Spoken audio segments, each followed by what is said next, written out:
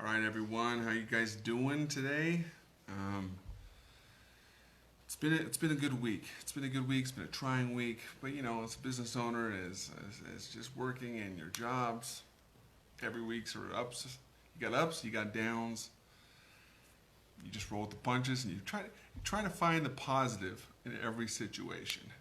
It's one thing I've really been focusing on lately, uh, and my consultant Mike Campion has really been hitting that with me lately, and the rest of our group is trying to find the positive. Um, they're, we're so involved, I feel like, in looking at the negatives all the time, and the ceiling and the roof is crashing in all the time, but we're not quick enough to realize the positives that are coming out of even negative situations. And shoot, that's what I'm trying to think of this week. It's been an interesting one.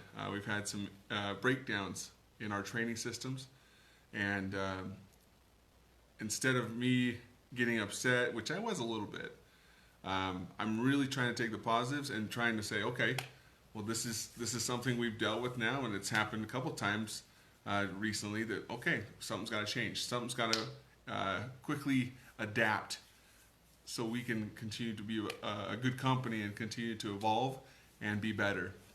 So what I'm talking today is, are your training systems breaking down? Any of you guys out there, if you have any excellent ideas of how you train your employees, or how your business has good systems of how they're training employees, I would love to hear about them. But here's some ways that we're trying to train our employees, and we're trying to. And sometimes there are breakdowns, and sometimes it really depends on the employee. We've learned that some trainers just should be training, and maybe they shouldn't be employees at the same time if they can't do the basics to help you and to help themselves to be a better company and to be a better person, so they can earn more money. First thing, we're in the cleaning business, so and you can adapt this to any realm or business or service that you provide, or products that you provide. But there's always some type of employee training. So the first thing we do is we have the trainee watch the trainer. For the first, they're trying to learn a certain task, they're watching the trainer. Nothing else besides watching the trainer and figuring out how they're doing it, and what's the most effective way to do it. After that, the trainer then watches the new hire do the exact same task that the trainer just showed the new hire how to do. Once that new hire can prove to the trainer that he or she can do the task that they were shown successfully, then we can move on to the next task. In our situation, step 3 would be let them do that task on their own, and then later on the trainer would come back and check their work. But you cannot move on to the next step until you have 3 consecutive tasks completed without mistakes, and that's a big one. And you should also have some positive customer quality control calls. If you're dealing directly right in front of a customer, a retail business, ask and call some of these customers that the new hire has helped, and ask how is their service, how is their time in your shop. Those are important to know. How they're treating people, and then have a timeline set for this step and up to this point. Our timeline is make sure this all happens within 9 days or less. Step 4, have that new hire check someone else's work. It really helps them understand and helps them look at a situation at a different angle, if they're actually trying to check someone else's work instead of just doing the same thing over and over again on their own and never getting an outsider's perspective of things. So have the new hire check someone else's work, and they themselves must have 3 good checks in a row to graduate to the next step. So they must have 3 good checks on someone else's work, proving that, okay, they've checked someone else's work and it looks great. There's no mistakes, there's no issues, boom, you're moving on. And then step 5 is train the new employee, and then you must have 1 other employee trained. So step 5, the new person you just trained, they must then turn around and then train a new employee. And once they have trained that, and by the time they're training another employee, it's been about 30 days. So they've had a month with the company. So at that point, they've been trained, they've been coddled a little bit, but then they also been out on their own, proving their own, earning their own keep. Then they should turn around quickly and train someone else. I think it's good because it's reinstating the things that they've learned, and it's enforcing them deeper into their minds, and it's going to help. You know how it is. You can learn, but then as the teacher tells you to go teach, then you really have to know your stuff. And I like that a lot. And then number 6, step 6, is give them a pay raise. Once they can successfully train another person and they've been trained successfully themselves, give them a raise. They've earned it. And I don't like to say give them a raise. They earn a raise. You don't give anyone anything. They earn things. And in our company, you earn raises purely on your merit, not on your seniority. That's how it works with us. I don't know how it works in your companies, but that's how it works with us. Pay raises, give them recognition at the next company event. Those things go a long ways, Other things, training manuals, they just get boring. And I fell subject to them, and we still have a small one. But we try to use our core values when we're explaining things and going over things. Like, you don't want to be this big stiff, and you don't want to be that company that puts the employee in a small little room and makes them watch these corporate videos for hours upon hours, and they're just taking a snooze while they're supposed to be watching and retaining all this information that you want to shove down their throats. That's not a good way to do it. Number 1, they're not learning your core values.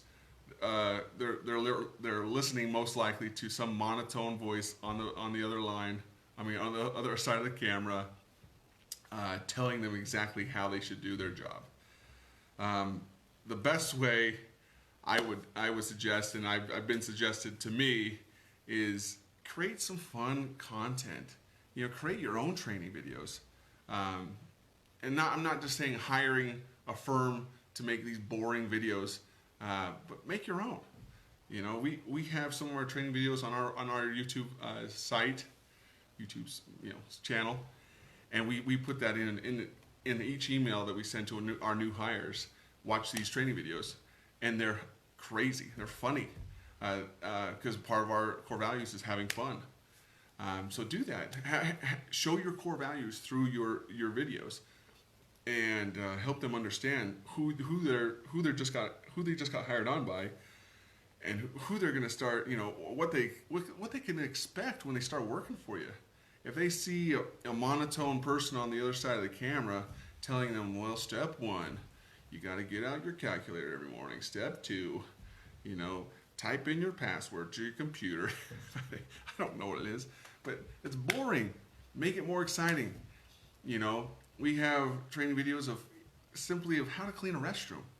It might be a no-brainer, but we have our own routine and our own orders, how to do things most efficiently, and we have them on there. And they're crazy. They're fun.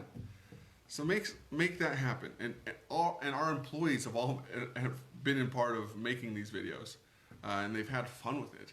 And when people research us and they go to apply to our company, I want them to be laughing.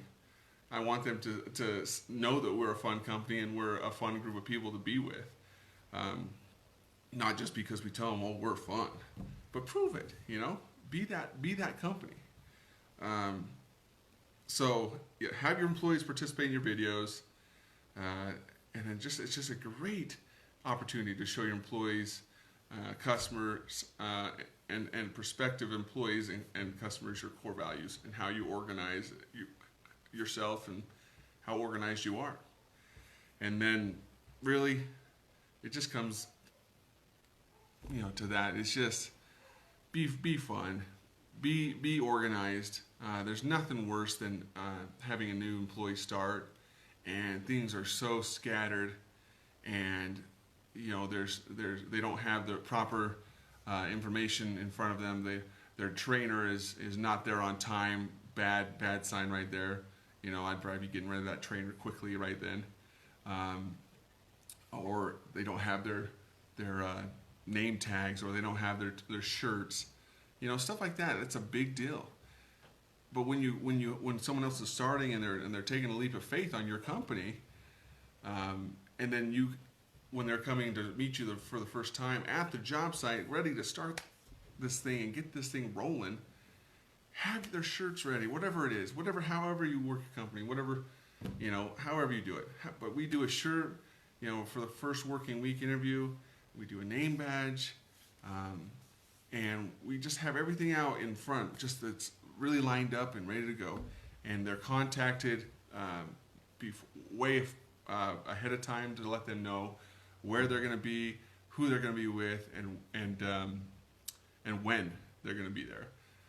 Those important details are so critical to having a good startup, because you can make or break a good employee very quickly by not being organized, and being organized on making or the breaking part too. But that's what I would say. I've seen, and we've been a part of. There's been times we've been unorganized, and I know we've lost good employees because we weren't organized the night that they came, and that showed in their eyes. And I guarantee that's the reason they left. So we're constantly trying to get better. We're not perfect, but we're constantly trying to get better, and we're trying to improve our systems and creating more. What's the word I'm using? Trying to look for in my mind here. They're holding their feet to the fire. We got to hold their feet to the fire a little bit more, and help them understand that they have a role to play in this business. But if you have any thoughts of how, or any good ideas besides what I've been talking about now, I'm sure you do. I'm sure you have some awesome ideas. Put them in the comments below. But if you have any other questions about how to better train your employees, we'd love to help you. We're still trying to be better ourselves, but we do have some really good materials and good outlines to do things like that. But I promise you as well, one other way to impress your employees is, again, having a clean facility to come into. Nothing will scare them off quicker than to have them come into a dirty desk that you're introducing them to, dirty carpets around them, dirty, filthy, disgusting restroom that smells. So call us, and we'll come out there. We'll schedule a huddle, and we'll help you solve those problems of a dirty office, and help your employees to feel more comfortable, and help them to be trained in a more efficient manner. But give us a call. Our number up above, 208-254-7070, and we'll see you next time. Bye.